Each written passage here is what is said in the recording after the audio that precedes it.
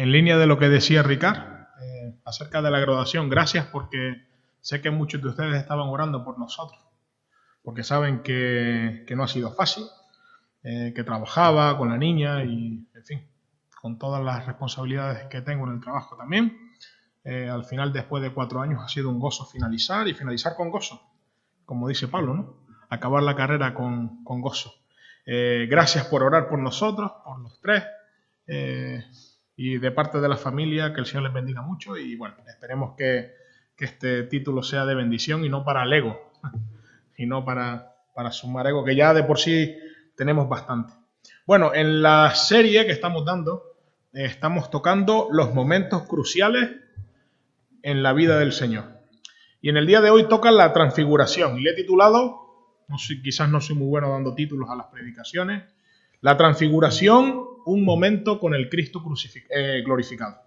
La transfiguración, un momento con el Cristo glorificado.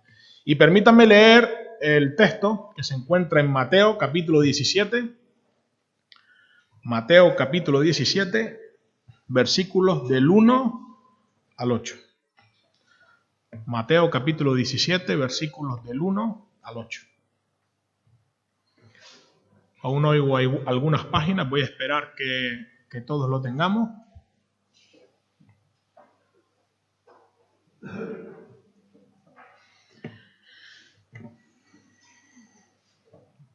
Muy bien, dice así la palabra del Señor. 6 días después Jesús tomó a Pedro, a Jacobo y a Juan su hermano, y los llevó aparte a un monte alto. Y se transfiguró delante de ellos y resplandeció su rostro como el sol, y sus vestidos se hicieron blancos como la luz.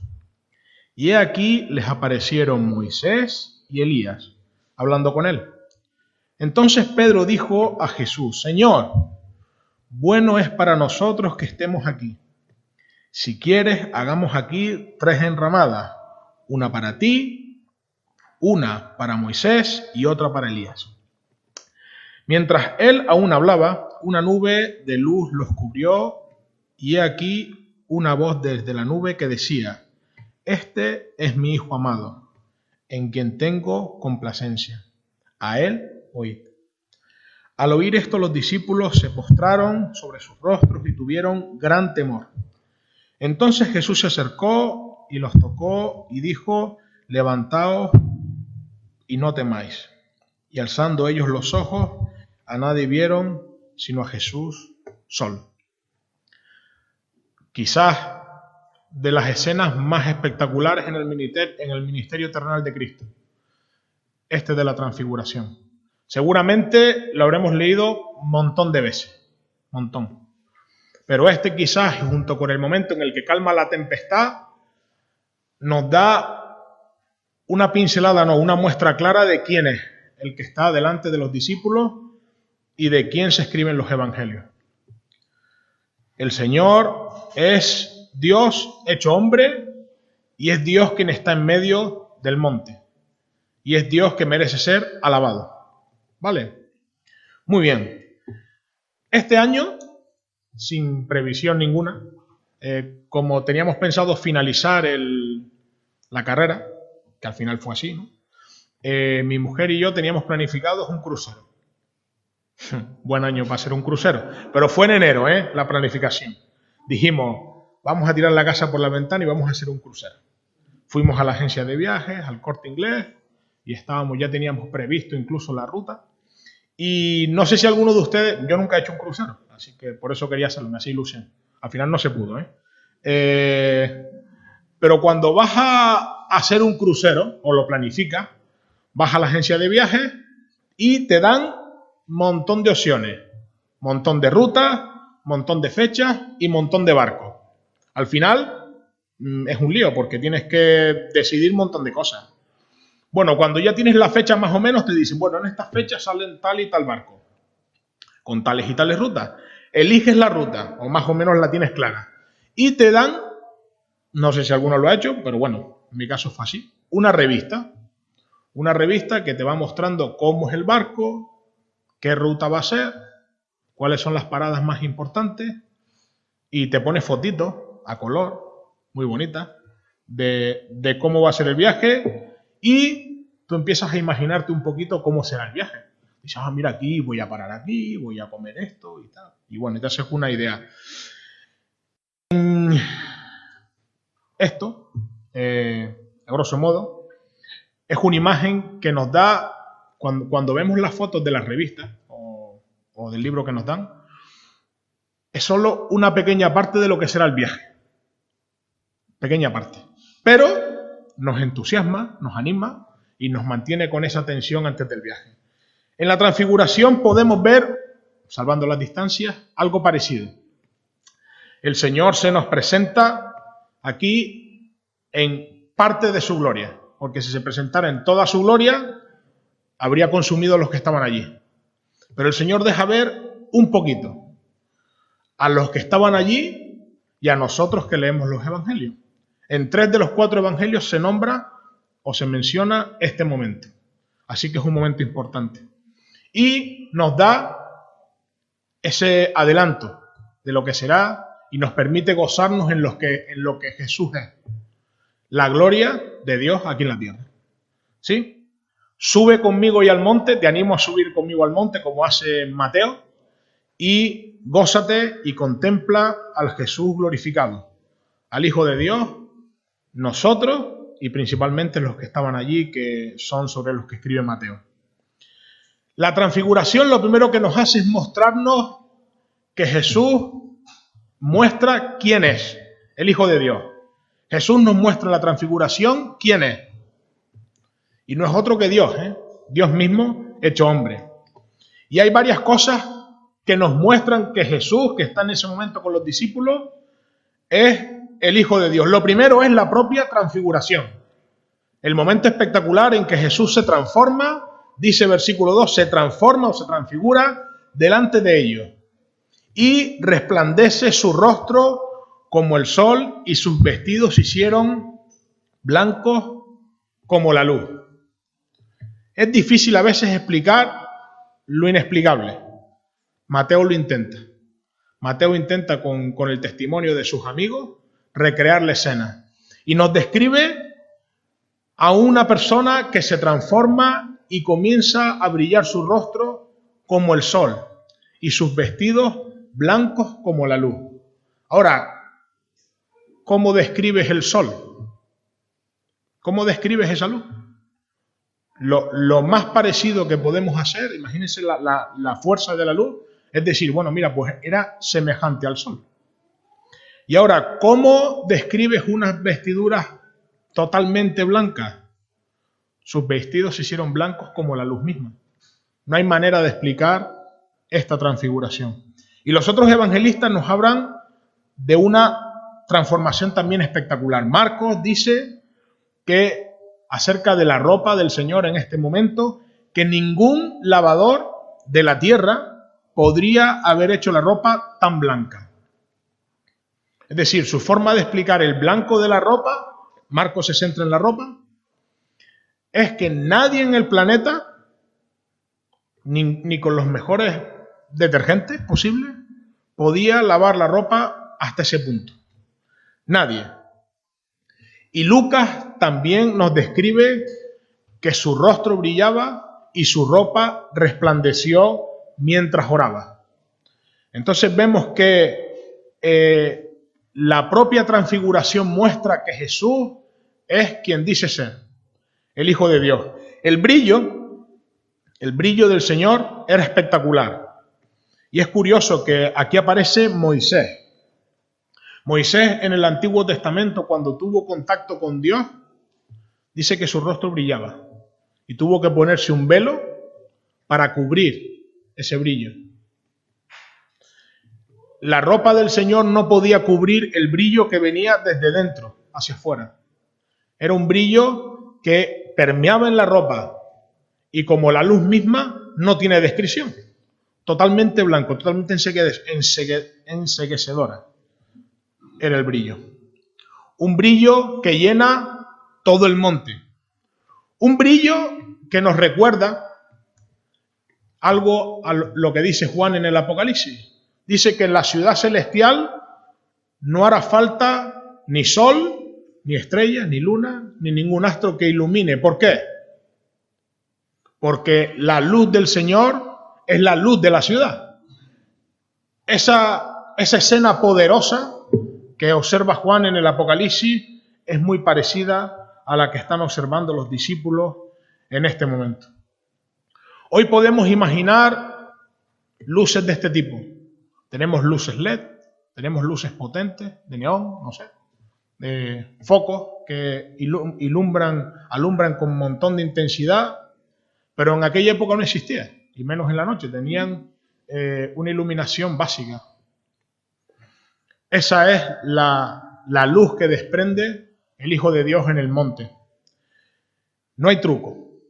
Jesús dice, yo soy la luz del mundo. Y nunca mejor dicho, Él es la luz, la fuente de luz que ilumina todo el monte. Otra cosa que nos muestra que Jesús es Dios mismo en ese monte es la presencia de Moisés y Elías. Versículo 3. Y aquí aparecieron Moisés y Elías y hablaban con él. La presencia de estos dos personajes, famosos, sin duda alguna, no se sabe, hay debates sobre por qué Moisés y Elías y no Abraham y David u otro. Hay gente que da unos argumentos en pro y en contra. ¿Por qué estos dos personajes? La verdad es que exactamente no lo sabemos. Lo cierto es que estaban allí y quizás estaban allí por lo que representaban. Moisés como dador de la ley, el gran profeta de Israel, el libertador, y Elías, quizás el profeta más famoso del Antiguo Testamento. Y no solo esto, sino que sobre ambos había una profecía. Cuando viniera el Mesías vendría un profeta como Moisés y un Elías, que más adelante el Señor explica que era Juan el Bautista. Y para nosotros, nuestros héroes son más carnales. Los héroes de nuestra vida, seguramente si tú quisieras estar sentado a la mesa con alguien y compartir comida, muchos de los que están aquí, o no lo sé, si son más carnales dirán, bueno, a mí me gustaría comer con Messi. No lo sé, no sé quién es el tuyo. O me gustaría comer con el presidente de tal país. O me gustaría comer con mi cantante preferido. O me gustaría comer con Artur Mas, no lo sé, es igual, póngale el nombre que quiera. Para un judío, estos eran sus héroes, Moisés y Elías. Y pasó algo extraordinario, que estaban allí y ambos, sentados con Jesús, hablaban con él. Y el centro de la escena era Jesús. Moisés y Elías estaban allí por Jesús. Y el centro, todas las miradas apuntan hacia él. Su luz, su brillo, su presencia y dos testigos que estaban allí. Él era el centro. Jesús no estaba impresionado con Moisés y Elías. Jesús estaba compartiendo espacio y Moisés y Elías estaban con él. Hay otra cosa en el versículo 5 que nos dice que el que estaba en el monte era Dios mismo. Mientras él aún hablaba, una nube de luz les cubrió. Una nube viene y aparece en escena y toma a toda la gente que está allí. Una nube cubre a los presentes. Y esta nube tiene significado también. En el Antiguo Testamento, en Éxodo 40:34, cuando hacen el tabernáculo y ya está todo finalizado, dice que entonces la nube cubrió la tienda de reunión y la gloria del Señor llenó el tabernáculo. La nube es la gloria del Señor. Otro versículo que se encuentra en Primera de Reyes 8:10, cuando finalizan el templo, el otro hogar del arca, dice el versículo 10 y 11, y sucedió que cuando los sacerdotes salieron del lugar santo, la nube llenó la casa del Señor. Otra vez la nube. Así que los sacerdotes no pudieron quedarse a ministrar por causa de la nube, porque la gloria del Señor llenaba la casa del Señor. En ambos casos esta nube, una nube espectacular que surge prácticamente de la nada, representa la gloria de Dios. La gloria de Dios estaba en la luz que emitía Cristo, la gloria de Dios estaba por ambos mensajeros súper importantes en la historia y la gloria de Dios estaba rodeándoles con la nube. Todo para demostrar que Jesús era quien decía ser, Dios mismo. Y por si estas tres cosas no te valen, el evangelista nos dice en el versículo 6, en el versículo 5 al final, y aquí una voz desde la nube que decía, este es mi Hijo amado, en quien tengo complacencia. La última señal, si quieres llamarla señal de que quien estaba allí era Dios mismo, es que surge la voz del Padre, que en medio de la nube dice, este es mi Hijo en quien tengo complacencia, en quien me complazco. Ya lo dijo Ricard hace un rato, en el bautismo ya oímos su voz, la misma voz, con las mismas palabras. Si el resto de señales no te valen o no fueron suficientes para demostrar que Jesús es quien dice ser, el Padre mismo da testimonio de él. Los discípulos, que durante los años de ministerio del Señor estaban acostumbrados a cosas sobrenaturales y extraordinarias, quienes acompañaban a Jesús estaban acostumbrados a ver cómo sanaba enfermos, cómo calmaba la tempestad, cómo levantaba muertos. No habían visto una demostración similar. Es necesario conocer a quién servimos. A Jesús, que es Dios mismo. Hay otra cosa que ya di una pincelada hace un rato, que nos muestra la conversación que tiene Jesús, Elías y Moisés. Jesús, el Hijo de Dios, vino a este mundo, se presenta así, y tiene un propósito. El propósito ya lo va diciendo Mateo en el capítulo 16 y versículo 21. Desde entonces comenzó Jesús a declarar a sus discípulos que le era necesario ir a Jerusalén y padecer mucho de los ancianos y de los principales sacerdotes y de los escribas y ser muerto y resucitar al tercer día. El Hijo de Dios vino con un propósito: padecer, morir y resucitar. En Mateo 17, 22 y 23 dice que estando ellos en Galilea, Jesús les dijo: el Hijo del Hombre será entregado en manos de hombres y le matarán, mas al tercer día resucitará. Poco después de la visión que no leímos, acabamos en el versículo 8, si leen el versículo 9, dice: cuando descendieron del monte, Jesús les mandó diciendo: no digas a nadie la visión, hasta que el Hijo del Hombre resucite de los muertos. El Hijo de Dios estaba allí, en el monte, y el Hijo de Dios tenía un propósito. Y el propósito no figura aquí en Mateo, pero Lucas sí que lo dice. Lucas dice en el 9:31 que en esta escena hablaban de su partida, que iba Jesús a cumplir en Jerusalén. El Hijo de Dios vino con un propósito: morir y resucitar. Por ti y por mí. Cuando leemos esto debemos descartar estas teorías que hay de que Jesús era un gran maestro, que fue un incomprendido, que le mataron y pobrecito, y parece que fue improvisando y tenía miedo y él no quería morir y por algún momento quería librarse. Eso es lo que dice. Si usted ve un documental de Jesús, lo ponen como un gran maestro, como un gran hombre, como un revolucionario, pero que su discurso se complicó y parece que él tampoco estaba dispuesto a morir. La Biblia nos presenta a un Cristo que vino, Dios hecho hombre, con un propósito.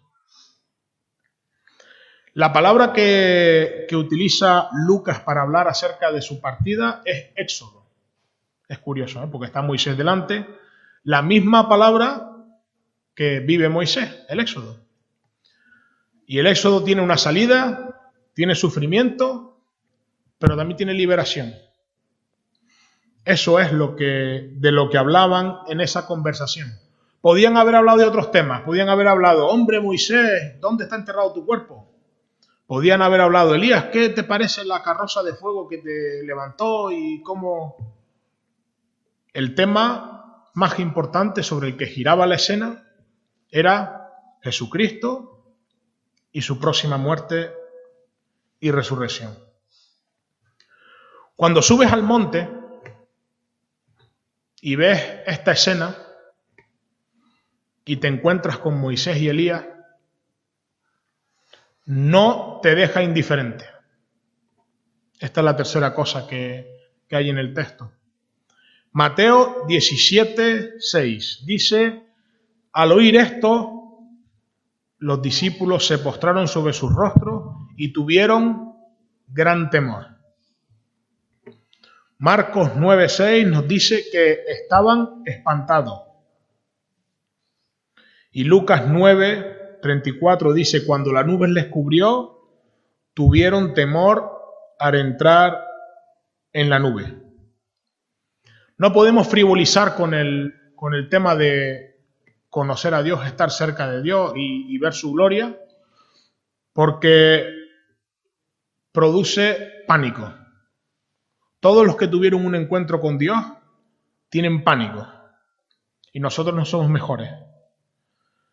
Demasiado para nosotros. Demasiada luz, demasiado grande, demasiado poder. Nos hace sentir pequeños. Es curioso porque ni Mateo, ni Marcos, ni Lucas estuvieron allí. Cuando ellos hablan del terror que sintieron los presentes, es porque hablaron con sus amigos. Y sus amigos podían haber dicho, bueno, mira, vimos una luz, pero estuvo bonita, preciosa. No. La descripción que ellos les hacen a los evangelistas es pánico, terror. Estos tres que incluso en otras ocasiones habían compartido un rato de intimidad con el Señor y le habían visto hacer cosas maravillosas, ahora tenían miedo.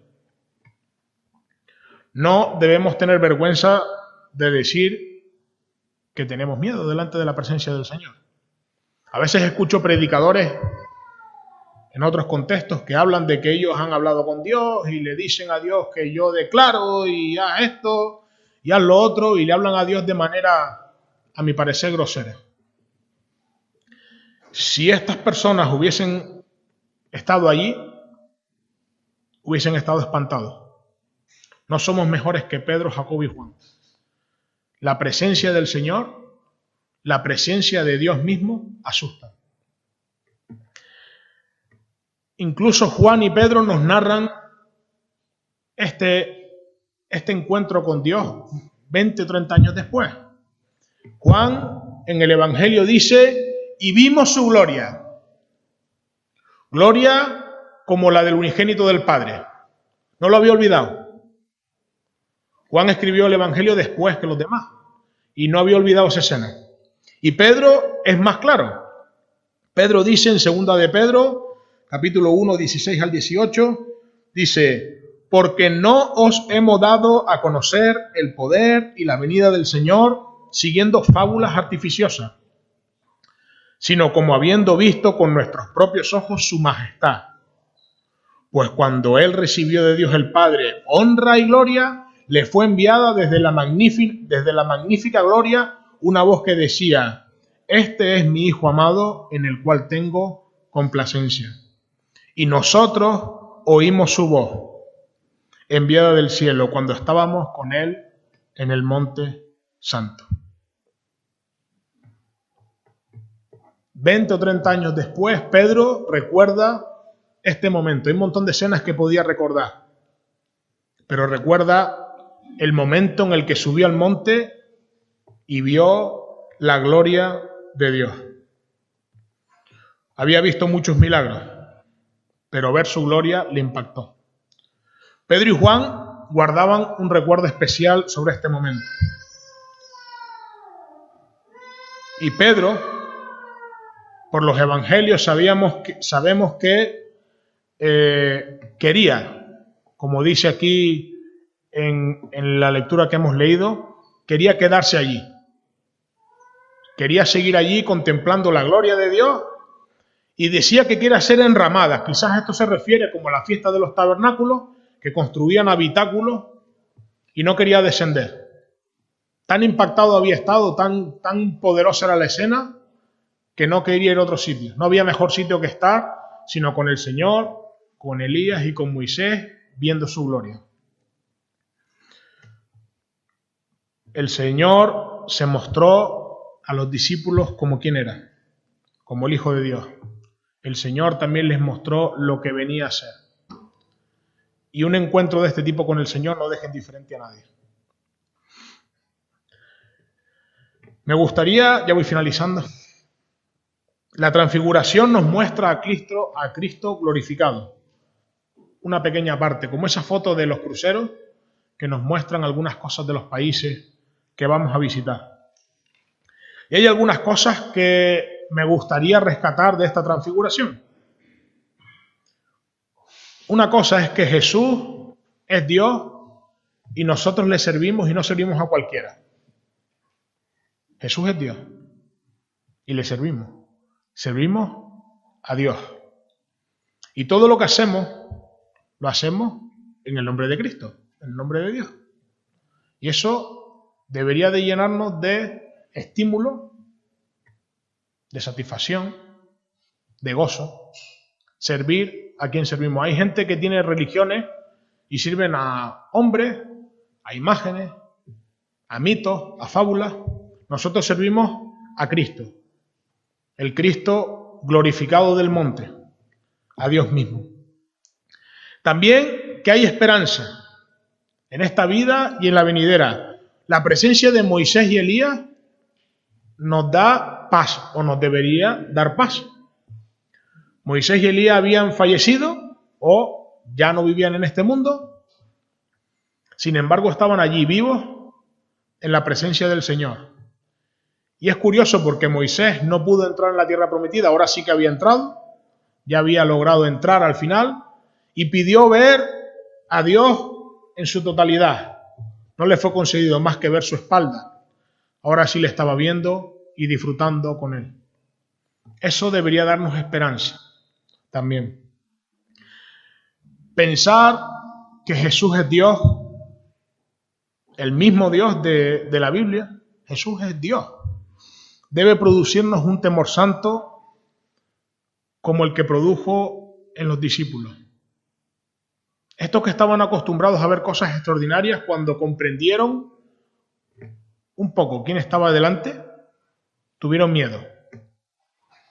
Y no digo que vayamos con miedo por la vida, eso tampoco lo quiere el Señor, pero hay que tener temor.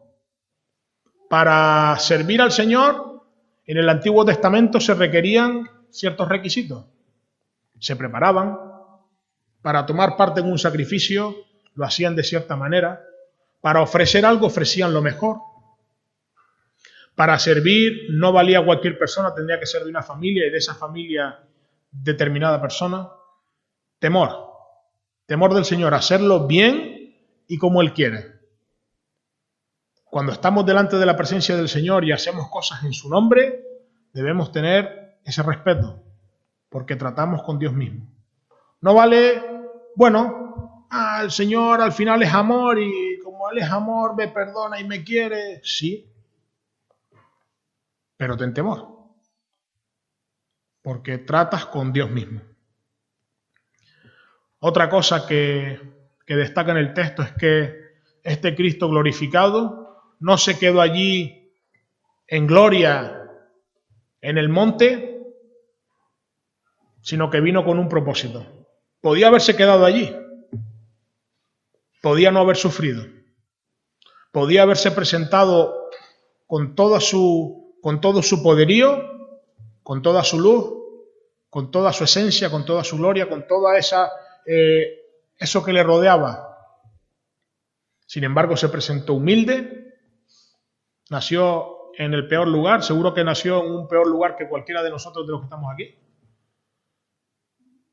Vino, pasó hambre, frío, padeció, murió y también resucitó. El Cristo de la gloria, o este Cristo que vemos aquí en el monte de la transfiguración, vino a morir por ti.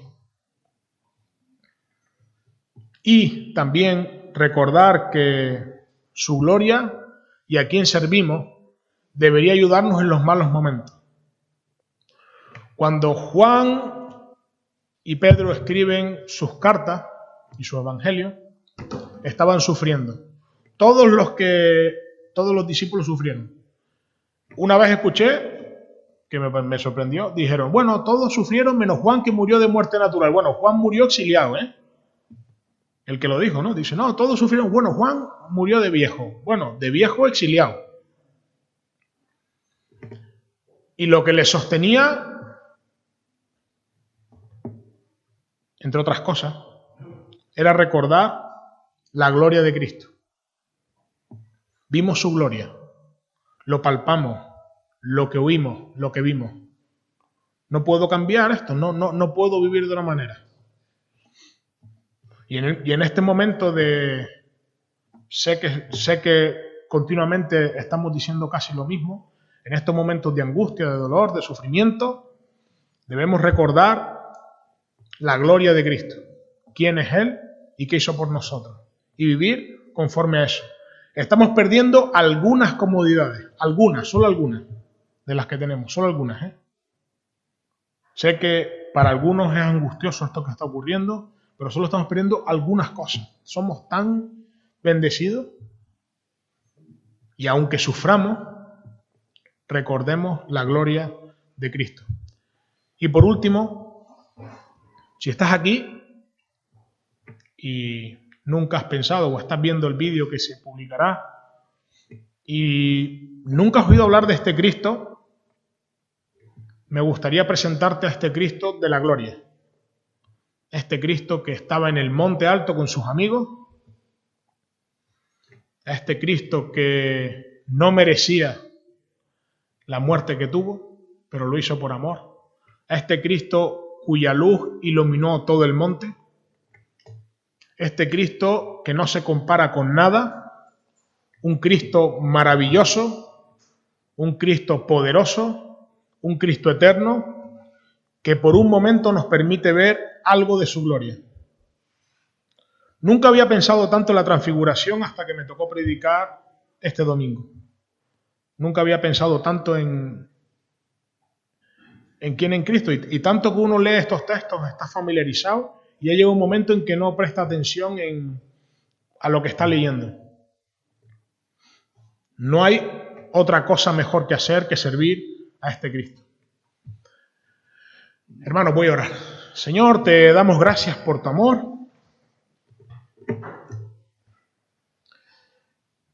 Gracias porque nos sentimos como Pedro, Jacobo y Juan indignos ante tu presencia. No merecemos que nos ames tanto. No merecemos verte y oírte. No merecemos tu infinito amor. Por no merecer, no merecemos nada, oh Señor. Te damos gracias porque en algunos momentos de tus evangelios te vemos un poquito tal y como eres. Y eso nos anima, oh Señor, y nos llena de gozo para lo que algún día viviremos contigo en la eternidad. Poder verte en toda tu gloria, en todo tu esplendor. Gracias, Señor, por amarnos. Gracias, Señor, por morir y por resucitar. Y gracias, Señor, por querer trabajar con nosotros, gente mala, gente inconstante, gente que no es digna, y aún así tienes misericordia de nosotros. Gracias por dejarnos subir al monte y verte brillar, ver tu rostro, ver tu ropa blanca. Gracias, oh Señor, por tu infinito amor. Bendícenos y ayúdanos, Señor, a vivir conforme a estas verdades. Ayúdanos a hablar más de tu nombre, ayúdanos a reflejar en la medida de lo posible tu gloria, tu brillo, tu amor y tus palabras. Gracias, Señor, por todo. En el nombre de Cristo Jesús.